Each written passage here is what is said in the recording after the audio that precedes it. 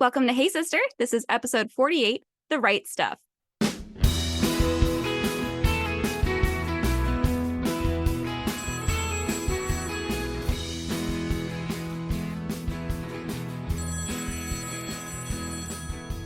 Hey, sister. Hey, sister. Join me, Courtney Lewis, And me, Carly Ferguson, in our conversational podcast about everyday situations. You can count on us to tell it to you straight with our own sisterly spin. Consider this a phone call with your own Southern sisters as we discuss with you personal accountability, healthy relationships, managing responsibilities, and contributing to society. Each episode will consist of straight talk and a call to action. Your sisters are calling. Thanks for answering. Hello, this is Carly. Courtney and I are excited to welcome y'all to another episode of Hey Sister. We know your time is so valuable, so we always appreciate you squeezing in time for a sisterly phone call with us. As y'all know by now, last month and this month, we have been learning at the feet of great experts during our Back to School series. Courtney, how about you introduce our sisters to our phenomenal teacher today? You know I'd be so happy to. Today, our writing class will be taught by the most qualified woman I know on this subject.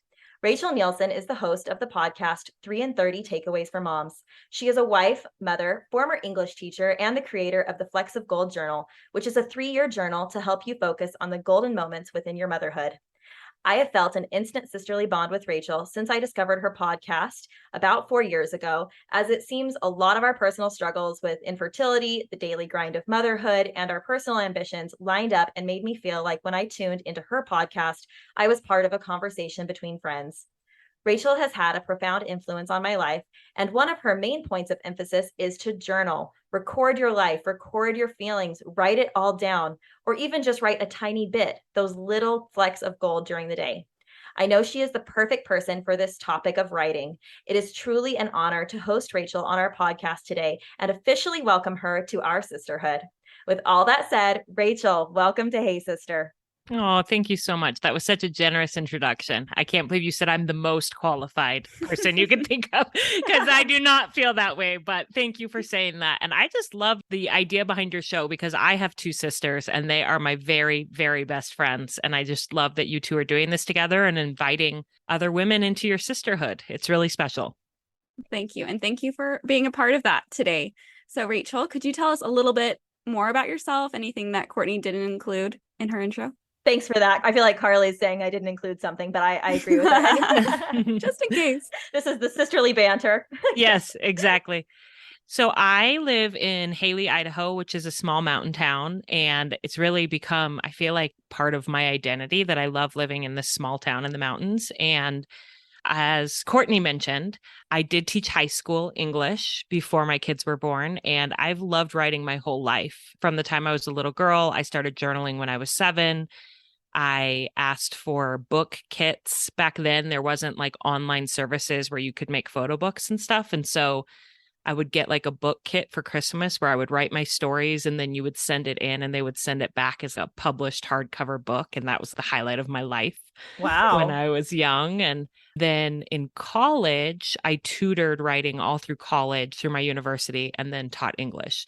So although I would say I'm not the most qualified person to teach on this, I have taught thousands of people how to improve their writing over the decades. So I'm honored to talk a little bit about that with moms today, because moms can use writing to their benefit too. It's not like just a skill that you use in college to write thesis papers. You can use it in your everyday life to find more joy and fulfillment in your motherhood.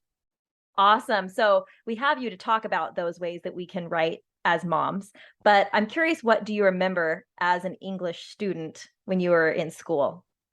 I remember English was always my favorite subject, and the moments that stand out to me from school are all around my English teachers, or teachers taking a moment to pull me aside and encourage my writing specifically. They could see that I had a passion for it. I had a gift for it. I remember my 4th grade English, I guess she was my teacher of all my subjects in 4th grade, but I remember her specifically pulling me aside and teaching me how to punctuate dialogue. That's so random, but I remember her saying, you're ready for this more advanced skill because you write so many stories. And so this is how you punctuate dialogue. And then my 6th grade teacher taught me how to use a comma correctly. And I remember my high school English teacher, she really challenged me to improve my writing because she was the first person to ever, and maybe only person to ever, give me a D on a writing assignment. Oh, wow. And she said it was because I didn't directly answer the question. So she's like, look, your writing was great, but you didn't answer the question. So I couldn't give you the credit. And that really taught me to look carefully at what I was being asked and to form a careful argument. She's also the teacher that I remember would tell us, show me, don't tell me, which is advice that we'll talk about later in this episode, but that you might hear an English teacher say. So basically, when you're writing a story, don't tell me that a character is kind. Show me through the actions of the character. Give me a story or some unique insight into that person that shows me about that characteristic instead of this descriptive, just explaining it, show it to me. And so she had a really powerful influence on my life. So I had a lot of wonderful teachers that challenged me to improve and be better throughout my school years within writing. And then I hope I was able to do that for my students when I was teaching. I'm sure you were. That is amazing advice. The show me, don't tell me, and hearing that you did teach thousands, and even still that you continue to teach thousands of women as moms. I know I've continued to be educated, and Carly as well, as we've listened to your podcast. So you continue teaching and encouraging others. I'm excited. This show me, don't tell me, that's already one great takeaway I can take from today. So thank you for that. And thank you for sharing about your experience in high school, because for myself, I enjoy writing, but when it came to grammar and the things that were rules, it was harder for me to feel like I was able to express myself. And some of those assessments or criticisms that might have come through about my writing can stay in the back of my mind as I write now. And it's nice in text because it's so casual that I can just type whatever. But Rachel, as our teacher today, what can you tell us as women to write better? What advice would you give to us? Yeah, I would say that actually writing has very little to do with punctuation and grammar as far as being a good writer. It's about having good ideas and being creative. And the number of women who tell me I'm not a good writer, people carry that with them. And I really want you to challenge that and to recognize that as a mom, first of all, you're no longer being graded on a thesis paper. If you want to write for a journal or a blog, or you need to give a speech in church or in some community organization, you can do that without knowing all of the punctuation rules. The key is to focus on ideas and creativity and communicating that way and forget about all of that stuff. And my biggest takeaway that I would teach to people who are interested in being better writers is to focus on stories, to share stories that communicate your point, which goes back to the show me, don't tell me advice that my high school English teacher gave me. When I taught my students in high school, I would often tell them to use a hook, something when they started their paper, some sort of a creative anecdote or a story from their life that introduced the topic that would hook the reader. And I would tell moms to do that as well. Like if you're writing a talk for church or something like that, start with a compelling story that introduces your topic, maybe something from your life that will get people connected to you. And it might be funny or poignant. And then you can go into whatever message that you're going to teach. And that's actually how I set up my podcast too, is I often have some sort of a creative hook, a funny story to introduce the topic before I dive into a lot of just the facts about it. If you just do that, you will be miles ahead of a lot of people who are writing. And so stop thinking of yourself as a bad writer and just start thinking of yourself as a storyteller, somebody who can pull an interesting moment from your life and tell about it, and then use that to make a point in whatever it is that you're writing. That's awesome. And I know that's actually part of the inspiration behind your Flecks of Gold journal, right? Is that it's about those golden moments and writing one moment a day, correct? Yes, absolutely. I'm glad you brought that up. So when I was a new mom, I was so incredibly discouraged.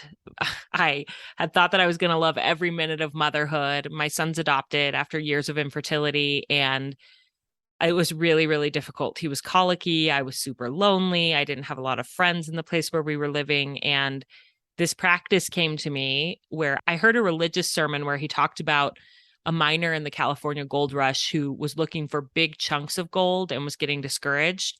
And an elderly prospector taught him to look for flecks of gold and to accumulate those, and that those would bring wealth. And I thought about that within my motherhood, that if I could just look for little flecks of gold and accumulate and notice those and really give gratitude for those, that would bring me joy in motherhood.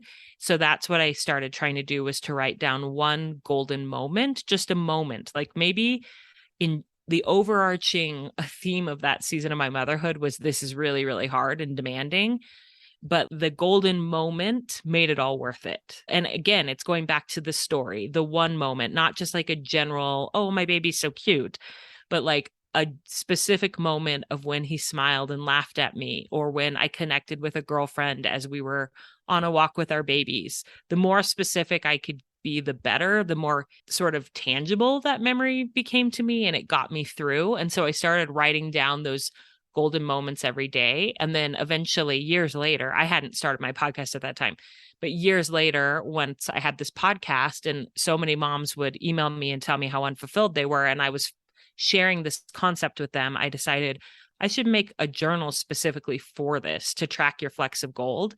And it's a 3-year journal. So it's formatted so that it has 3 memories on the same page, but they're from 3 different years.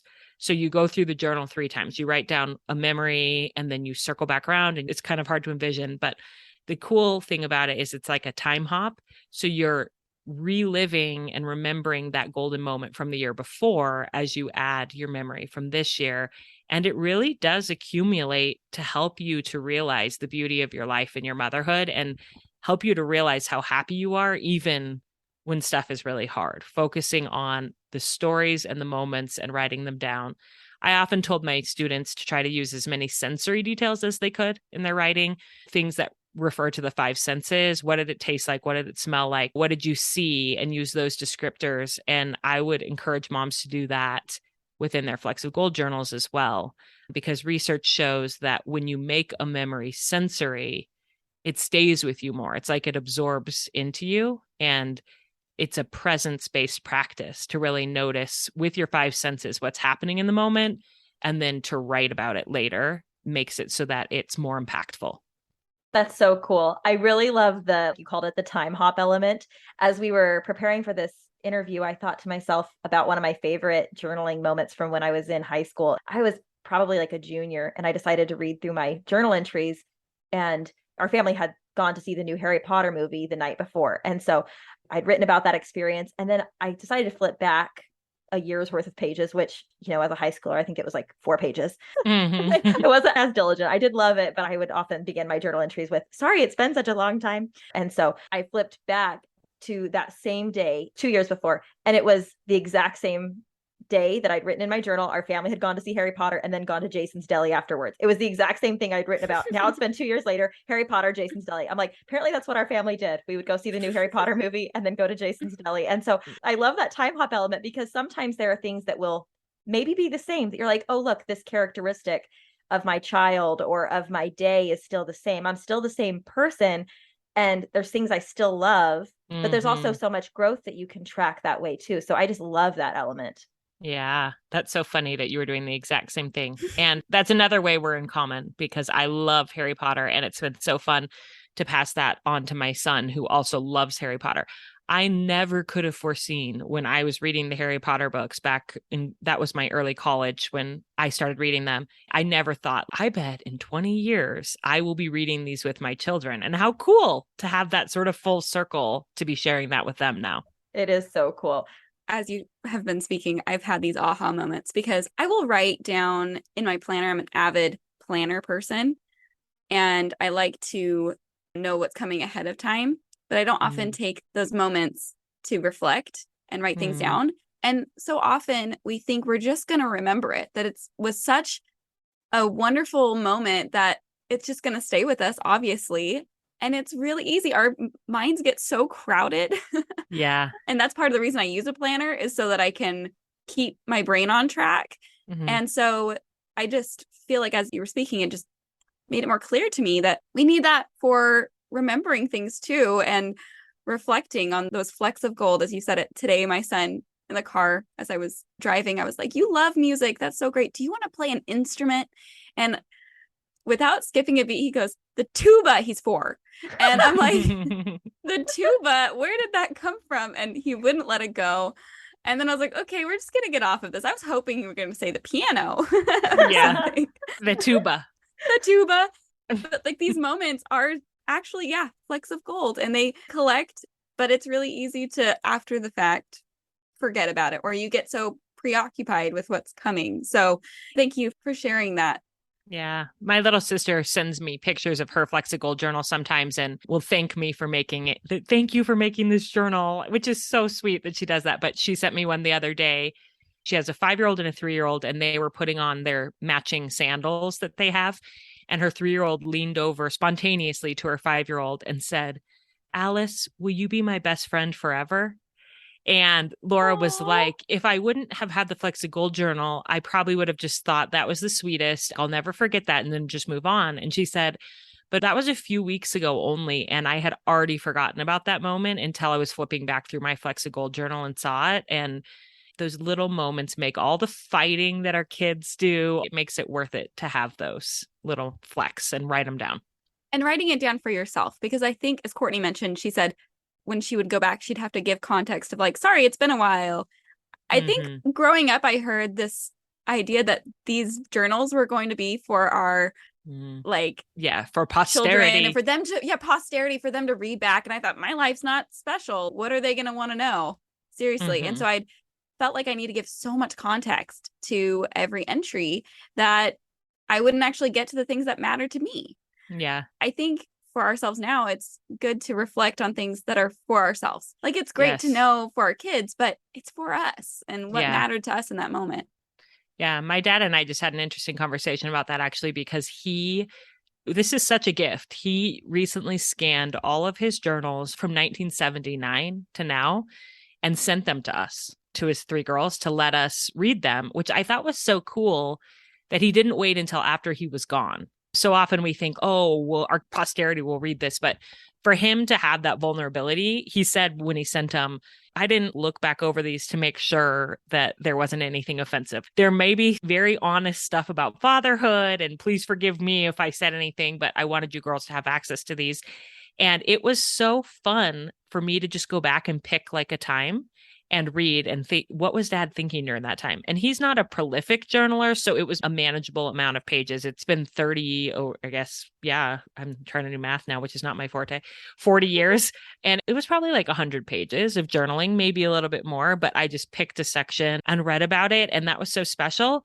But then we were talking about how I am more of a journaler. In some years, I have 100 pages per year of journaling. And that is not anything that my kids are ever going to want to wade through, but it was for me. I did that because it helped me process my experiences.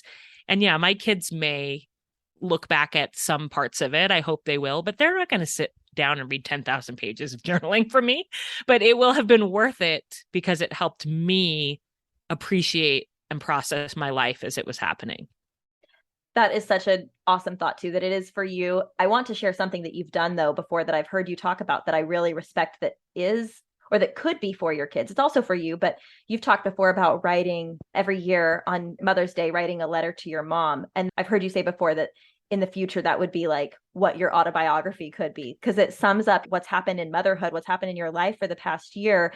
And so if your kids don't want to read 10,000 pages worth of journaling, they could have this letter year by year that you've written to your mom, if that's something I imagine that you would share with your kids. Yeah. I just think that's so beautiful, because for me, I feel like I'm not as good at writing every day, although that is my intent, especially now that I own the Flecks of Gold journal. I want to write daily, but the writing something every year, I've always been very good at writing a Christmas card. But the idea of writing it to your mother, I think, is so special. And for our listeners, your mother has passed. That's why you write the letter to her. So is that something that you could speak a little bit more to, of what kind of stuff goes in that as opposed to what goes in your daily Flecks of Gold?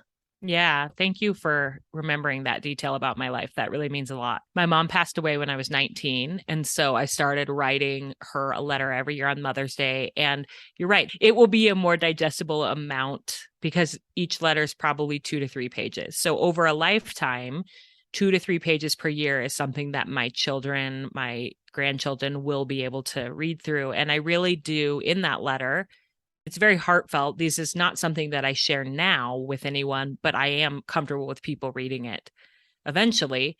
It's like the highlights of my year put into this letter to my mom, but also not just events.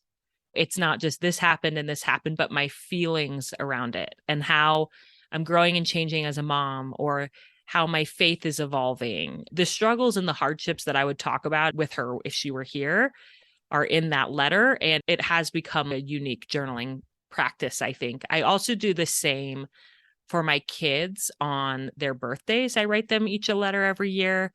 And to be honest, ever since I started my podcast, I have not been as great at journaling just because I'm busier. So their baby years are like so prolifically documented, probably too much. But then ever since I started my show, Sally was 3 and Noah was 8 when I started my show. I feel like, gosh, I like dropped off. They're not going to have anything, but they will have that annual birthday letter where I just tell them what they're like and what I love about them at that phase and what I love about being their mom. And it's the summarized journal entry from the year that I think is going to be pretty special to them. So cool. Do you handwrite all of these letters or do you type them? How do you get them out? I type most of my journaling. I type because it's so much faster for me to be able to do it. I also, because I love to write, I am rereading and editing and improving what I'm writing as I go. Somebody who doesn't love to write like me, they wouldn't go back and fix sentence structure, stuff like that. So that's easier for me on the computer. But there is a lot of research that shows that writing with your hand, it slows down your brain, which is a good thing. I like to type because it keeps up with my brain, but there is such a benefit to slowing down your brain and handwriting some of your life experiences. And that's why I love the Flecks of Gold journal, because it's just a couple of sentences every night, handwritten. At the end of the day, you kind of slow down your brain, you think back over your day and think, what was the golden moment? And you handwrite it in there. And it's just like a very meditative almost practice. So you can do a mix of both. People ask me what's better, to type or to write your journals. And I feel like any journaling is better than no journaling. So if the only way that you're going to do it is digital, then do it digital and don't tell yourself that's not the right way to do it. But if you can sort of have a mixed practice like I do, where you have some things that you do with your hand and some you do on digital, on the computer, on your phone, then that can be great too. Awesome. Thank you for that. I've been wondering in my own life what I should do because, I mean, we're talking about journaling, so I'll be a little bit of an open book here. I've been having this struggle over the past year because I have never been better at journaling than I've been over the past 7.5 years since my son was born. But the way that I journal is that I am an oversharer on Facebook because I found a third-party app that will allow me to print my Facebook posts along with the pictures I post. Oh, that's awesome. Yeah, and a QR code to any videos I post. And so it's great. And my kids love it. And all of our families out of state, so they get to see all my posts, and it helps me to be more efficient in my dissemination of information. And so I don't have to tell the same story twice, and everybody picks up, and it helps me feel so loved by all of these family members. However, over the last year, I'm sure that this has been seen across the world, more and more people's Facebook accounts are getting hacked. And that's been something that's been troubling to me because I am naturally a worrier. And so when I see somebody's Facebook account gets hacked, I'm thinking, so whoever just hacked my friend's page now has access to every photo I've posted of my child, the schools that they go to, every bit of information I've tried to share in my efforts to journal is now public knowledge to people who might have ill intents. And I would like to not be worried about that all the time. And I've been telling my husband, I just want to journal with the Flecks of Gold journal. I just want to journal privately for myself. What you're saying here, like for myself, record all these moments so that I'm not oversharing. Even though it has some benefits, there's also some risks that I don't like to think about. And my husband's like, I don't want you to stop journaling on Facebook. That's how our families know everything about our lives. Anyway, so I'm just having this internal dilemma, and I don't know what the end answer will be. I don't know how I'm going to do it, but I do think I probably will, when I weigh the scales of good and evil here, I might just have to say maybe less on Facebook and more, or at least something written down, and using my new Flecks of Gold journal, because like you said, there's not a right and wrong way between handwriting versus typing. Typing, I like that you said it can keep up with your brain, as opposed to writing, it forces you to slow down. And so I love that, because maybe I can find a better balance there. But right now I feel this internal rub and a little bit of just dissonance within myself, where I'm like, I don't think I'm doing the right thing. And maybe too much of it is for the praise of others, if I'm being honest, that I enjoy that little rush of serotonin, is it what it is, when you see that somebody likes your post or comments on your post. But journaling should be for you. It should be your reflections and not based on what other people think, or letting the world know what you're doing in your daily life. So I'm really grateful for everything you've shared, because it's touched my heart and it's helped me feel like I don't need to feel so guilty for doing things digitally, but that there might be a better way. Yeah. Well, Courtney, as the sister who was able to keep track of what's going on in your life, despite you being out of state, it is a wonderful thing. But I think there are different reasons or methods that you can use to all contribute to journaling. It's not one avenue that you can go down. For myself, writing down, I need to slow my brain down. I need an opportunity to do that, because otherwise I'm at 1.5 speed all the time, and it's a pinball machine, and that's how things get lost. So keeping those moments of gold more accessible will be great. You can do both. You can have your outward facing journaling that you still put a lot of heart into, and you share some of yourself in, and you share some of your deeper emotions and thoughts, the stuff that you're comfortable with people knowing. And that's fine if you enjoy the like comments and the reflections from people who love your family and love your kids. But then also, if you can incorporate a practice, and it doesn't even have to be a consistent practice, it can just be when you're having a really hard time with something that you can't share publicly on Facebook. Journaling is an incredibly beneficial way to process that. And so maybe you have your journal that nobody else sees, that you handwrite about going through this really difficult time in your marriage, or a really difficult season with a child, with a struggle that they have that they're not comfortable with you sharing with the world. So using it both as a way to share your life with others that you love, as well as process your life in a more personal way, I think can be really, really powerful. And you can keep those things. People ask me sometimes, is it okay if I destroy my journals? I never want my kids to know or to see. And my answer to that is, of course you can. It's up to you. And it was just for you. And the processing was just for you. But also, I think there's so much benefit to your kids knowing that you went through difficult things, and that you grappled, and that you weren't always sure about your faith or whatever else. And I would love to have some of that from my mom. So my mom did not journal. She passed away when I was 19, and I have almost nothing written from her. And I wonder, like, what did she do when she was going through these really hard seasons of motherhood? How did she get through having breast cancer as a young mom? And did she doubt? Did she question her faith? How did she rely on her faith? All those things, I would love to have that insight from her. Some of the things that she may have thought at the time were like too shameful to write down. It's all part of the human experience, and your kids will be blessed by knowing that you went through that processing. That's also inspirational. Thanks for sharing that. In addition to those thoughts that you've shared so far, is there any other mottos or sayings that you live by? I mean, you've shared a few great storytelling aspects, like have a hook and use those sensory details. But is there anything else, any other mottos that you would like to share with our sisterhood? I think, show me, don't tell me, to remember that saying about really using stories within your writing. I think that a quote that really stands out to me, especially in connection with the Flecks of Gold journaling process, was actually a 3 and 30 listener who shared this quote with me. She said that she loved the journal because it reminded her of this quote: "The happiest people are those who realize they are." And I love that, because I feel like journaling helps you realize that you're happy. You go through the busyness of your life and you don't even slow down enough often to notice those really beautiful golden moments. And when you slow down enough to write it down, you start to realize, gosh, even though this is really hard, I'm really happy. I have a beautiful, blessed life. And so I would just leave that with your listeners, that the happiest people are those who realize they are. And journaling can be a way to help you realize the joy in your life. Thank you so much. So, Rachel, thank you for being our instructor today on writing and keeping those treasured moments in our hearts and reflecting on those happy things.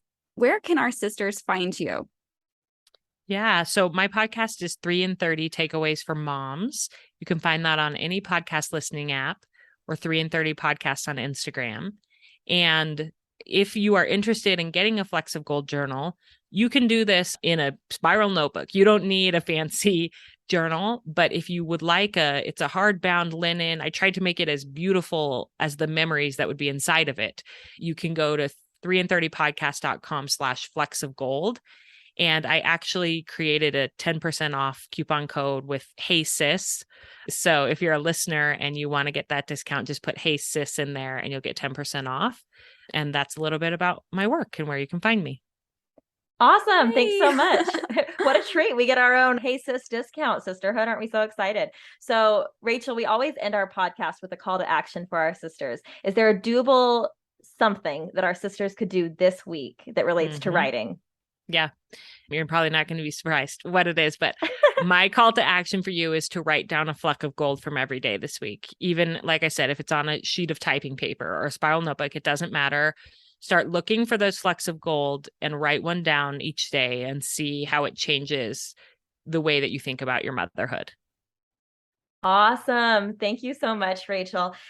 We found you just so motivating today, and I love that call to action. So sisters, write down those flecks of gold that you have this week, and they are just for you to enjoy. Maybe in the future you can share them with your kids or share them with your kids as they happen or with others, but it is okay for it to be just for you. So how wonderful that you've shared this idea with us about flecks of gold today, Rachel, and other ways that we can write and get our emotions out and really process what we're feeling and either slow our minds down a little bit by handwriting it or let the keyboard keep up with us while we type it out. I just love everything so much. So sisters, as a reminder, we always include links to any resources that we've referred to today in today's episode show notes.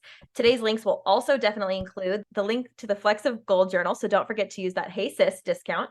And in our episode show notes, you will also find our minute marker timeline and social information for Rachel and the 3 and 30 podcast, as well as our social media accounts for Hey Sister. As a final refresher, don't forget to apply Rachel's call to action, write down those flecks of gold that you have this week, and have a great week, sisters. We look forward to chatting with y'all next week as we conclude our back to school series. Bye-bye. Bye. Bye.